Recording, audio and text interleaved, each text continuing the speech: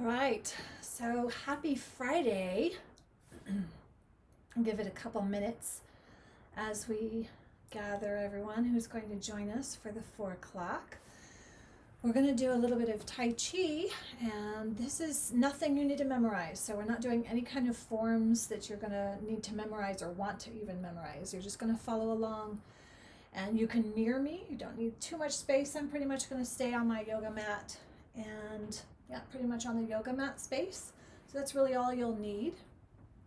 I hope you're doing well and staying sane and safe at home.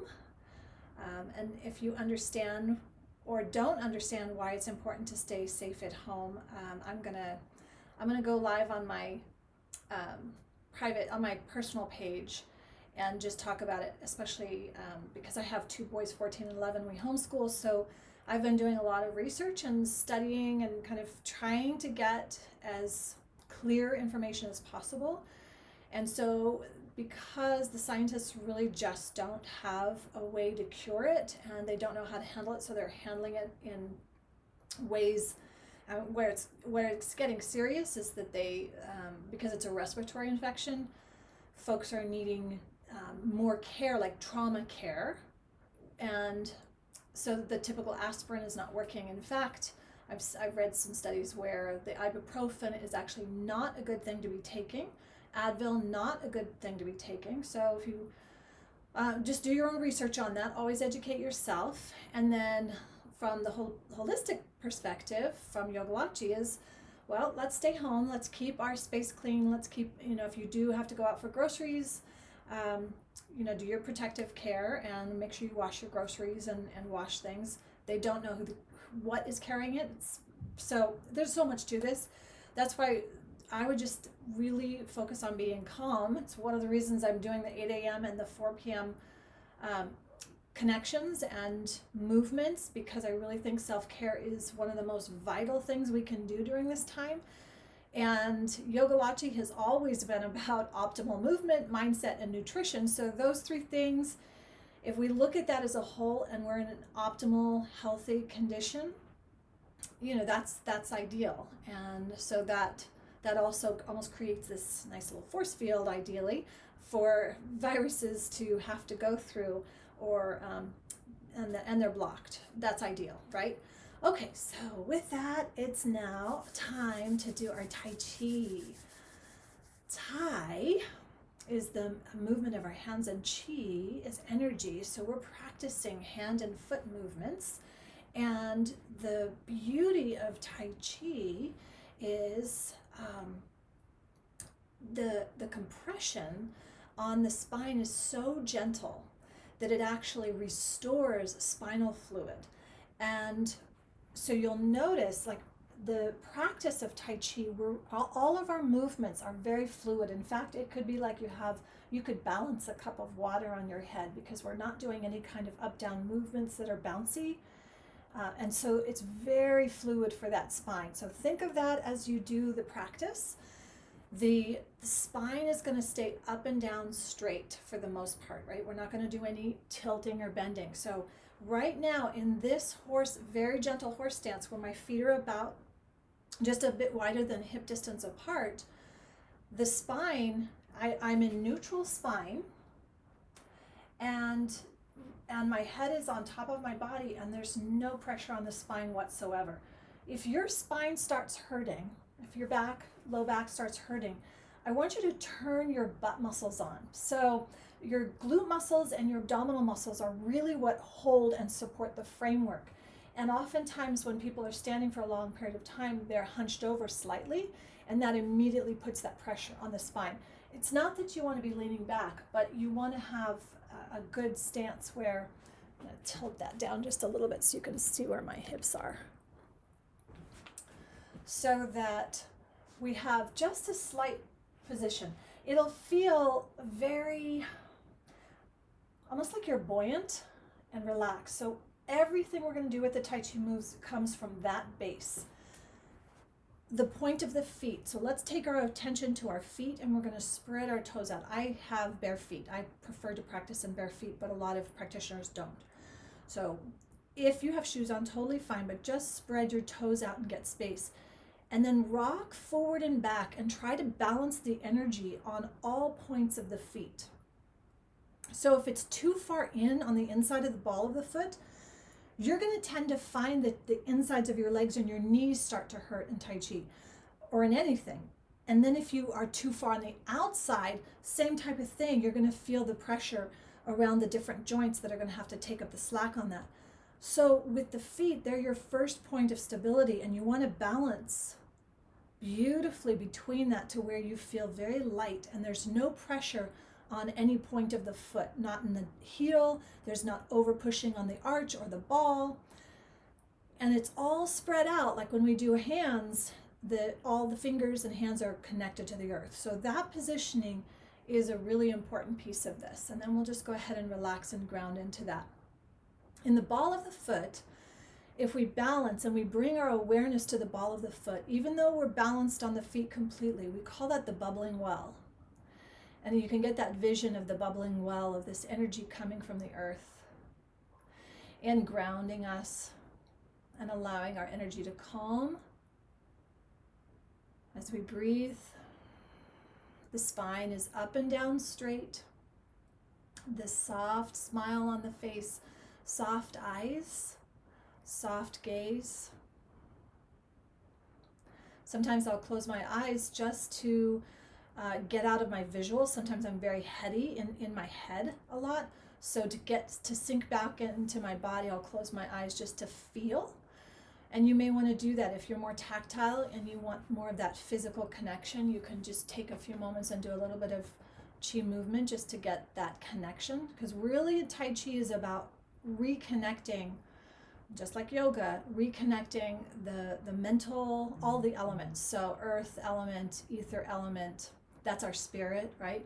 Earth element is our body, physical. The mental element is our air. We've got air, so sometimes I get really airy. That's air, I'm always in my head. Or if you're in your heart a lot, so the water, and we want to balance the elements. That's what Tai Chi is going to do for us.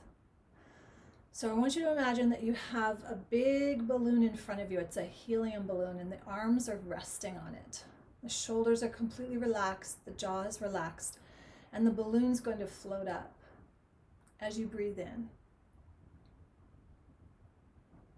And then as you begin to breathe out, let the arms slowly come in towards you.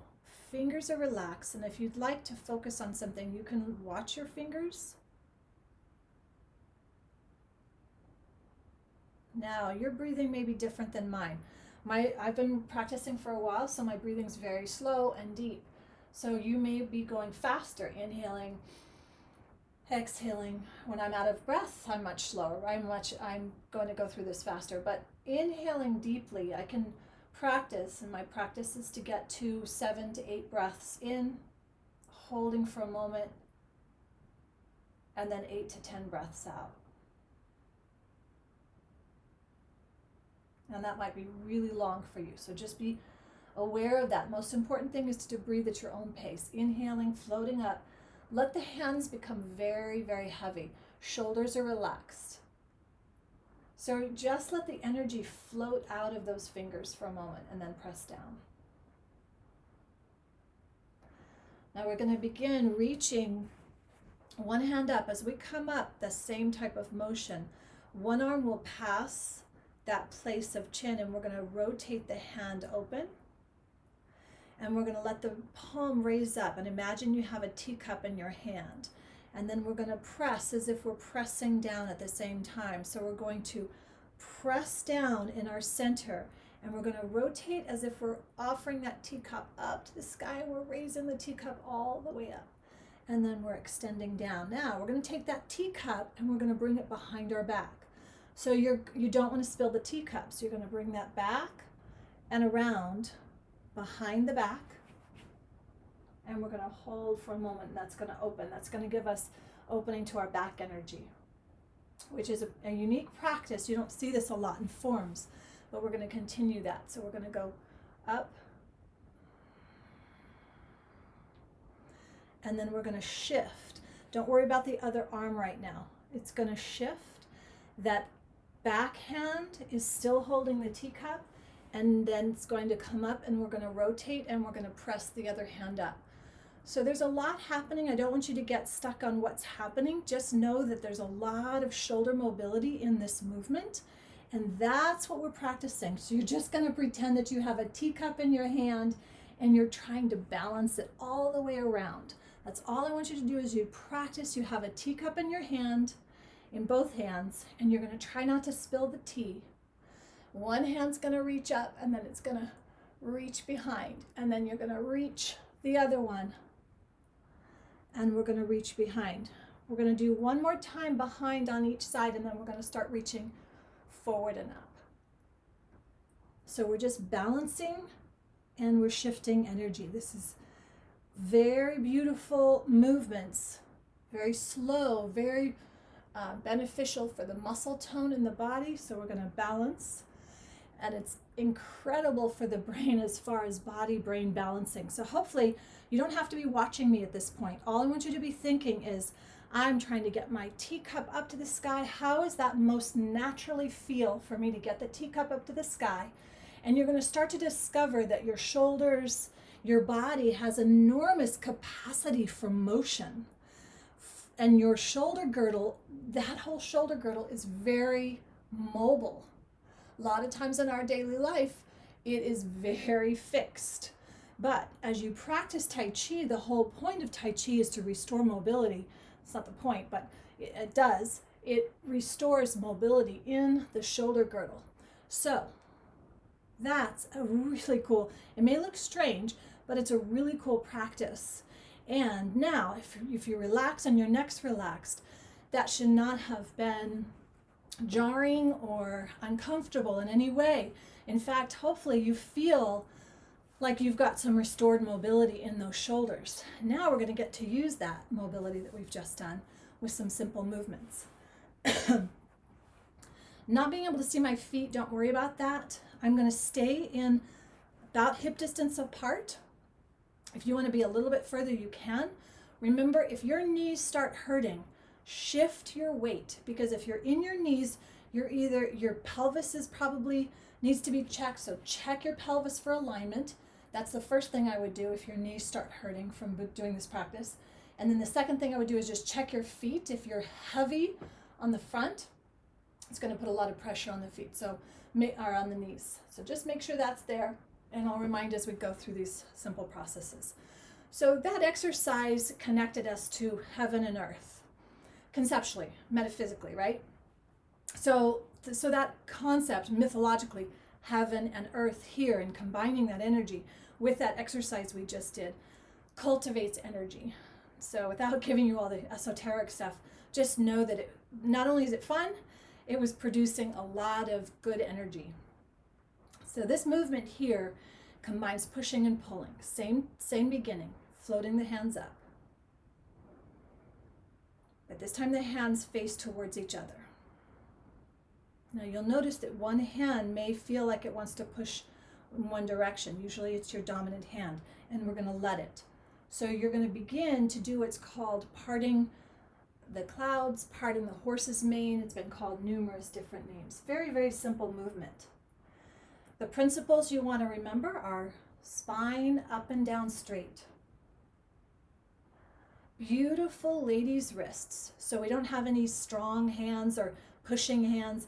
The wrists are beautiful, relaxed. The thumb fingers are relaxed. It's almost as if you could put your fingers between them. And right now, all I'm doing is having one hand go to the inside of the elbow, and then I'm shifting. I'm not doing too much circling right now. I don't want to get into too big of circling. All I want you to get this idea is that you're pushing energy from the palm of your hand to the inside of your elbow. And all of this movement in front of your chest, and as big as you can make this with your thoracic, helps to massage those ribs, the lungs. So you want to be breathing. Now, if you feel comfortable to start taking on this extra piece, begin to shift with your legs. So you're shifting from one leg to the other, about 70% to 30%. So as you shift over all of that energy, like you're carrying a ball in front of you, your weight will shift over 30% to one side, or 70% to the strong side, and then 30% to the other side. And same type of movement. So notice now I'm beginning to turn my head a little bit more. And as you do that, take a big breath in. And then as you exhale, empty the lungs completely, like you're wringing out those lungs.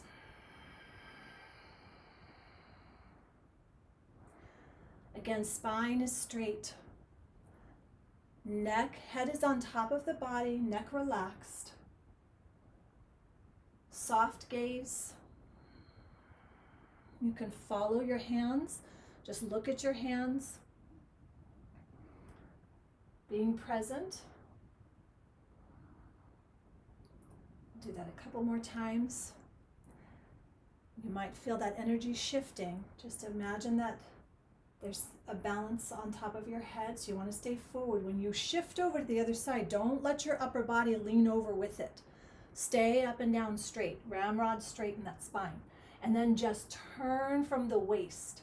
That's really, really important in Tai Chi, is that you turn from the waist and keep that spine straight. So there's a lot of massaging going on to those internal organs right now. And that's super important for the immunity. It's a very, very calming, beautiful action. It's not complicated. You don't have to learn or memorize any forms right now. Okay, so we're going to begin pushing and pulling in one direction. And I'll begin on this side now. So from here, we're going to begin as if, just imagine you have some reins and you're going to pull the reins back. Drop those shoulders. The feet are very comfortable. Move your feet to where they're comfortable. Don't worry about how the feet are. Do what's comfortable. And we're just pulling. So we're going to push and pull. This is an extension or protraction of the scapula. And then we're going to come back through and retract through the scapula. And we'll do that one more time. We'll push and we'll pull. And let's actually do the swimming. So we're going to bring, I don't have the room here, but that both arms should be opening out, and we're going to really retract that upper lung space with a big breath. And then we'll pull that back in, and we're going to open up that chest and raise it to the sky. So it's a lot of retracting and protracting. Once again, big swim stroke. And then pull that in. And we'll do that one more time. On the last time, we're going to take 2 steps back. So we're going to pull that in and step once and twice, not big movements.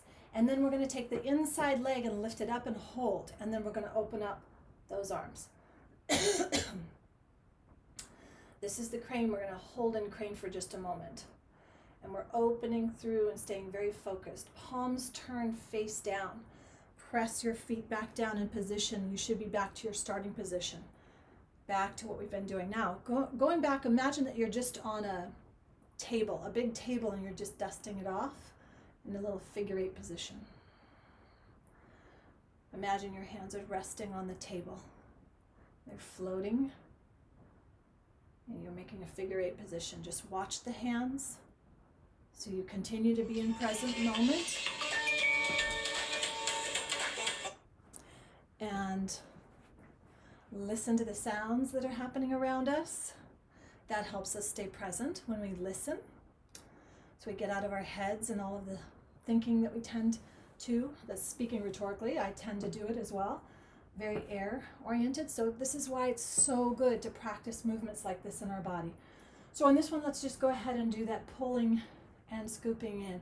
As if you're picking up a big, you're going through a big barrel of rice, and just scoop up some rice and let it flow out of your hands, and then go ahead and bring it back in.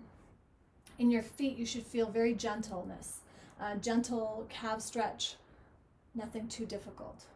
Okay, inhaling and exhaling. Let's go ahead and do our swim, and we'll open up the lungs, keeping those lungs really healthy. Big breaths.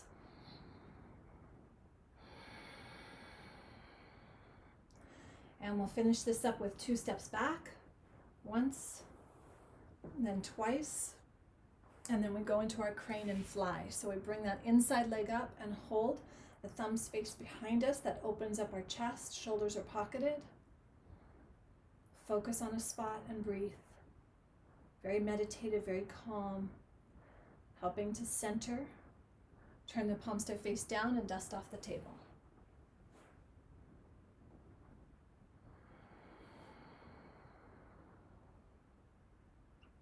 So we'll come back to center. Both of the feet come back together. And in closing, when we bring our hands together, we've cultivated a lot of chi. And the hands and the feet are where that chi tends to since we've cultivated, we've got a lot of abundance of it. And right now, normally I'll bring it into the dantian, but right now we've got a lot of attention on the lungs. So let's take all of that energy that you've just cultivated and that's coming out of your hands and your fingertips. And when you take a breath in, imagine that you're sending that all the way in. Take the breath in. And when you exhale, I want you to put all of that through your lungs, through your heart space. And just see all that energy flowing through your lungs, through your heart space, all through your respiratory. And then all of that energy gets into all of the cells, and let the cells travel to every part of the body. So we can do that again, inhaling this nice energy that you've got cultivated, and we'll pull that into the chest. You can do this anytime, day or night. It's part of intention, it's part breath. And then let's just traditionally end the way we do in Tai Chi, where we bring one hand over the other in front of the dantian, and we're going to circle. We usually are going to circle clockwise first. We start in a small spiral and we spiral out to a bigger spiral. And then we're going to take that spiral and reverse it. And that spiral will start to come into the center, into your belly button. And we'll hold right there. And just take a few moments just to reconnect, just to come back fully to the present moment. Just notice, take a little assessment how you're doing right now. So simple. I can't stress enough the power of simplicity in doing 5-minute little breaks throughout the day. You don't have to go and get an hour workout. Do a 5-minute break, do a 10-minute break, do a 1-minute break. A break of silence where you're just unplugged for a moment and you just go stand and look at a flower, or look at a blossom on a tree, or drink water and enjoy drinking every gulp and feel it and taste it and really be present with everything every morsel, every drop. That is something that we can all practice all the time. We don't have to have it be in a crisis. But this is how we're all going to manage this, right? I haven't been outside in too long, but we are going to manage the way we need to manage it, and especially knowing that the common denominator in all of this is ourselves. We can do this, and I love this mantra, and I teach it to all of my clients. Obstacles make me stronger. OMS, right? OMS. Obstacles make me stronger. And truly they do. This is a hero's journey. I posted the link to Finding Joe. It's a great documentary. I highly recommend it. It's a great time to look at this. This isn't Pollyanna theory. We know the science. We're looking at that. But we also have to stay connected to what's true for ourselves, for our families, for our businesses, for our futures. And really come into this place of leading ourselves, and that starts with leading our own thoughts. We have to be responsible for our own thoughts and our own emotions, and not in a hard way or punishing way. Instead, being very compassionate and kind with our thoughts, and not getting so caught up in our emotions and getting into this situation where we throw a tantrum, whether that's in anger or in grief, because when we do that, we actually lose the power of those emotions, and emotions can be some of our most powerful allies if we understand how to use them and not suppress them, but also not vent them.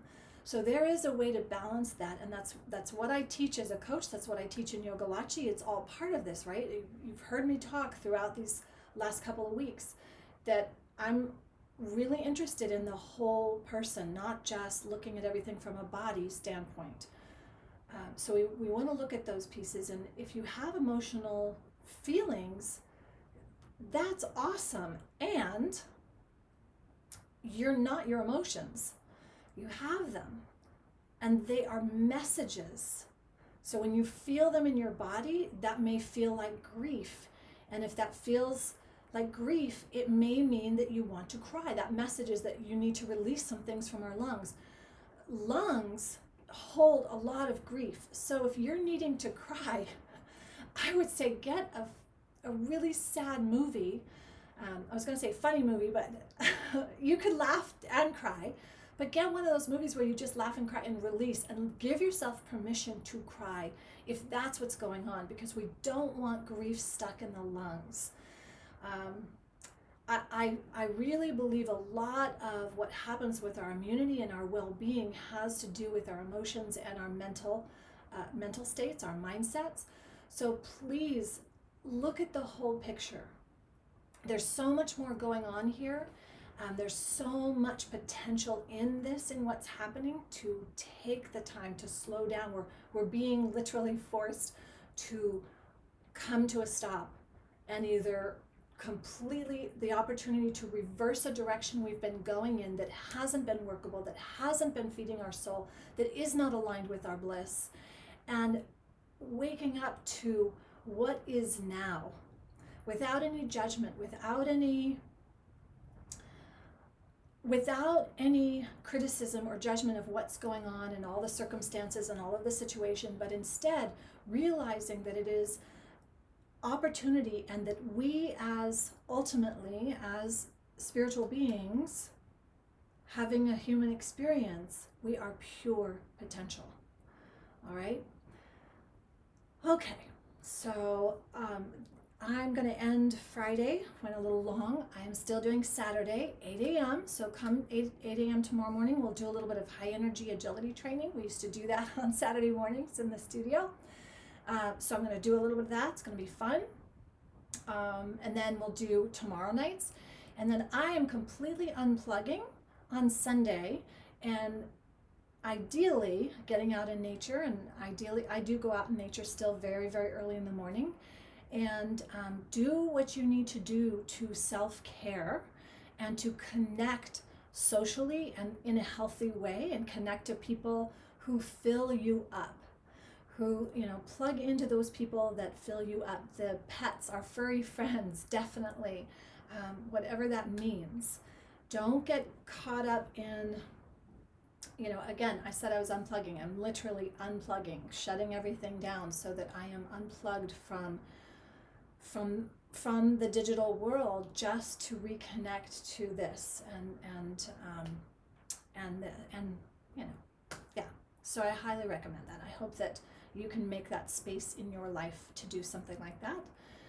And so there you go. I will see you tomorrow if you can make it. And you've got lots of replays, and sending you lots of love.